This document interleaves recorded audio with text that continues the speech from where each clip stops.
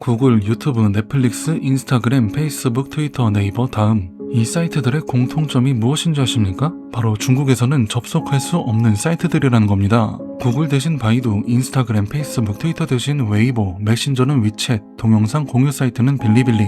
중국은 그들만의 생태계를 구축하여 중국인들의 해외 사이트 접근을 금지하고 있습니다. 이러한 시스템의 이름을 방화장성, 한국말로는 만리방화벽이라고 합니다. 흔히 황금방패라고 알려진 것은 중국이 자국민들이 접근할 수 있는 정보를 검열하고 제한하는 정책을 통틀어 말하는 겁니다. 중국 사회주의를 어지럽히는 부적절한 정보가 많은 해외 사이트들에서 자국민을 보호한다. 그리고 불순한 성인 콘텐츠들을 근절한다. 라는 명분으로 시작된 황금방패 프로젝트 만리방화벽은 VPN마저도 차단을 하려고 하고 있습니다. 물론 완벽히 차단은 하지 못하고 있지만 VPN을 차단하려는 시도를 한다는 것 자체가 심각한 문제입니다. 국가 단위의 검열이 왜 무서운 거냐면 불순한 정보라는 것을 누가 판단합니까? 명확한 기준이 뭡니까? 특히나 중국 공산당은 그 기준을 본인들이 멋대로 정하고 적용을 해버립니다.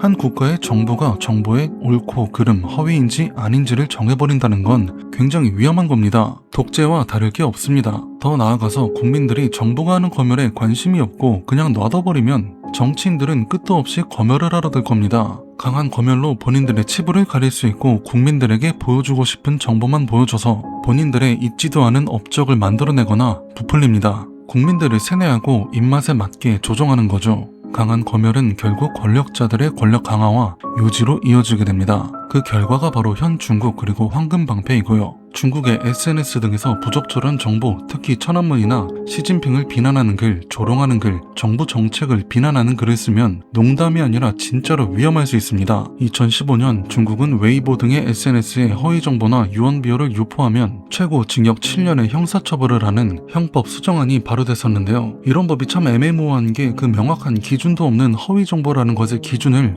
누가 판단하나요? 바로 정부가 판단합니다. 정부가 세운 기준에서 조금이라도 엇나가면 너희들 가만두지 않겠다 라고 국민을 협박하는 것과 다름이 없습니다. 사람들을 서로 감시하게 만들고 그 어떤 말도 하지 못하게 입을 막아버리는 거죠. 허위 정보가 문제면 해당 플랫폼에서 그냥 글을 지운다던가 반복적으로 허위 정보를 게시할 경우 플랫폼 이용 제한 조치를 하면 됩니다. 그러나 정부가 개입을 해서 강하게 처벌한다고 엄포를 놓으면 그 부작용이 너무 심해지게 됩니다. 정부에 대해 쓴소리나 그 어떤 반대마저도 할 수 없는 사회가 되는 겁니다. 그럼 어떻게 될까요? 독재 국가가 되는 겁니다. 실제로 해당 법이 발효되고 나서 여러 중국인들은 용기를 내어 강한 우려를 표했었습니다. 중국의 한 누리꾼은 정작 관영 매체가 허위 정보를 보도하는 경우가 더욱 많은데 그런 경우에는 어떻게 책임을 질 거냐? 내로남불 흐린 눈을 하겠죠. 미국에 거주하는 샹샤오지 변호사는 중국 정부가 발표하는 정보가 더 불투명한 경우가 많다. 아니 그런 상황에서 민간에 정확하지 않은 정보가 나도는 것은 당연한 것이다 라고 말했는데요. 네, 정말 당연한 겁니다. 모든 사람을 국민을 하나하나 통제할 수는 없는 겁니다. 감히 그런 오만한 생각을 해서도 안 되고요. 미국으로 망명을 가서 중국에 검열되지 않은 여러 소식을 전자메일 형식으로 전달하는 사이트인 대참고를 설립한 중국의 반체제 인사 리홍화는 중국 정부의 형법 수정안은 인터넷 통제를 더욱 강화하려는 조치다 라는 말을 했었는데요. 맞는 말이죠. 강하게 처벌하겠다고 엄포를 놓아 공포로 인터넷을 넘어서 민중을 통제하려는 겁니다.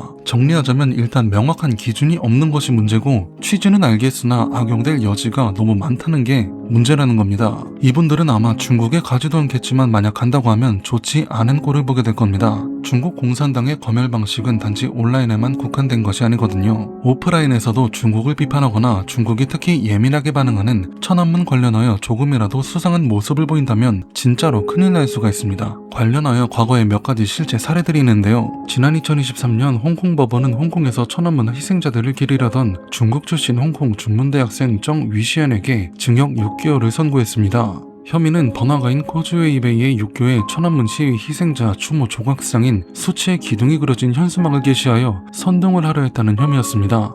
그보다 3년 전인 2020년에는 또 다른 중국인 유학생이 징역형에 처한 사건이 있었는데요. 미국 미네소타 대학교에서 유학 중이었던 러다이칭은 봄학기를 마치고 중국 후베이성 우한시로 돌아왔다가 중국 공안에 의해 체포되어 수개월간 갇혀 있었다고 합니다. 미국의 언론사 중 하나인 악시오스에 따르면 러다이칭의 혐의는 이랬습니다. 러다이칭은 중국의 주석인 시진핑을 만화 캐릭터로 비유했고 시진핑을 비하하는 댓글을 써서 중국 사회에 악영향을 미친 혐의가 있다 였습니다. 그저 유학생의 신분이었던 일반인 대학생 러다이칭이 귀국한 뒤에 공안에 의해 체포당한 것을 보면 중국 공산당은 중국인들이 SNS로 평소 어떤 글을 쓰는지 전부 감시하고 있다는 말이 됩니다. 그런 요주의 인물들을 기록해둔 블랙리스트도 존재하겠죠. 중국인들은 다른 나라로 망명을 하지 않는 이상 해외에 있더라도 중국 정부의 검열, 감시, 통제를 벗어나지 못하고 온라인, 오프라인을 가리지 않고 중국 정부를 감히 비난할 수 없습니다. 외국인들이 중국인들에게 천안문 관련 얘기를 했을 때 모른 채 하거나 황급히 자리를 떠나는 게 바로 그런 이유 때문입니다. 더 골 때리는 건 이러한 검열, 감시가 중국을 방문한 외국인 관광객들에게도 적용이 된다는 겁니다. 중국에는 반간첩법이라는 것이 있는데요. 2023년 7월 1일 시행된 중국의 반간첩법 개정안은 기밀정보 및 국가안보, 이익에 관한 문건, 데이터 등에 대한 정탐, 취득, 매수, 불법 제공, 국가기관, 기밀 관련 부처, 핵심 정보 기반 시설 등에 대한 촬영, 사이버 공격, 간첩 조직 등 기존의 간첩 행위에 더불어 일반 외국인 관광객도 모르고 할 수 있는 행위도 간첩 취급을 하겠다는 겁니다. 이 반간첩법 개정안을 모르고 그냥 중국에 갔다가 아무 건물을 촬영하거나 천안문 관련 장소에서 촬영을 한다던가 혹은 시위 장면을 촬영한다던가 시진핑이나 중국 공산당을 비판하는 글을 쓴다면 아무리 외국인 관광객이어도 간첩 취급을 받을 수 있다는 것입니다. 또 여행 중에 길거리를 다니다가 공안이 멈춰세워 검문을 당할 수도 있으며 중국의 민감한 정보를 검색하거나 시청한 기록이 스마트폰에서 나오면 간첩 취급을 받을 수 있다고 합니다. 예를 들면 유튜브로 중국 정부나 시진핑을 비판하는 영상을 봤는데 길거리를 다니다가 공안이 검사했을 때 스마트폰에서 그 기록이 나온다. 그럼 정말 큰일 날지도 모른다는 겁니다. 물론 진짜로 이 정도까지 검사를 할지는 모르겠지만 규정이 모호하여 여지가 있다는 것만으로도 상당히 불안한 것이죠. 우리나라 교민도 이 반간첩법 위반으로 구속이 된 적이 있습니다. 2024년에 50대 A씨는 반도체 관련 정보를 한국으로 넘겼다는 혐의로 구속이 됐었는데요. 중국에서 반도체 때문에 한국인 교민을 구속했다는 것이 정말 어이없는 게 정작 중국의 반도체 기업 창신메모리가 우리나라 삼성 등의 기업에서 산업 스파이 짓으로 반도체 기술을 빼낸 전적이 있습니다.